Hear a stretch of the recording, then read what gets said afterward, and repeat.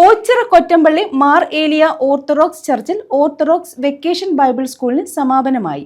ഉണർന്നിരിപ്പിൻ അനുഗ്രഹീതരാകാം എന്ന ചിന്താവിഷയത്തിൽ ഊന്നിയായിരുന്നു OVBS നടന്നത്.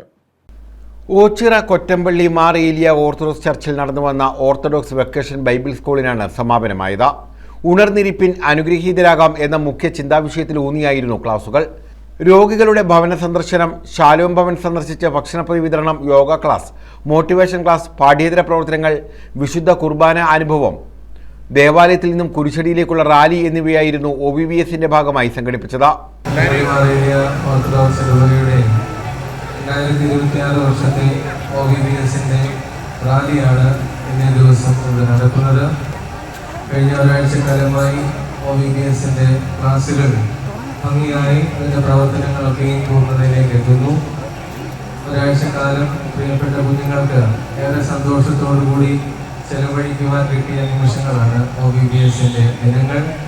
ഉണർന്നിരിക്കുകയും അനുഗ്രഹീതരാകാം എന്നുള്ളതാണ് ഈ വർഷത്തെ OVBSന്റെ ചിന്താവിഷയം.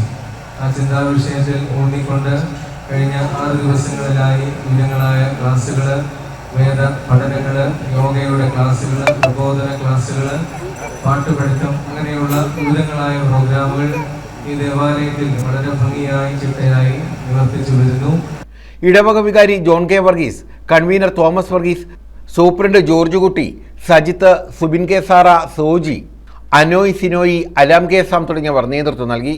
പ്രിയപ്പെട്ട അധ്യാപക ശ്രേഷ്ഠരെ, സ്നേഹനിധികളായ വിദ്യാർത്ഥികളെ, രക്ഷകർത്താക്കളെ, വീണ്ടും ഒരു OVBSന് തിരശീല വീഴുകയാണ്. നാളെ കൊണ്ട് ഉണർന്നിരിപ്പീൻ അനുഗ്രഹീതരാകാം എന്നുള്ളതായിരുന്നു ഈ വർഷത്തെ മുഖ്യ ചിന്താവിഷയം. കഴിഞ്ഞ ഒരാഴ്ച കാലമായിട്ട് എങ്ങനെയാണ് ഉണർന്നിരിക്കേണ്ടത്, എങ്ങനെയാണ് അനുഗ്രഹം ലഭിക്കേണ്ടത്, ഈ വേദപഠന ക്ലാസ്സുകളിൽ കൂടി കുട്ടികൾ ആർജിച്ചു കഴിഞ്ഞു. പലതരത്തിലുള്ളതായ പ്രവർത്തനങ്ങളാണ് ഈ ഒരാഴ്ചക്കാലം ഇവിടെ നടത്തിയത്. News bureau, Ochira.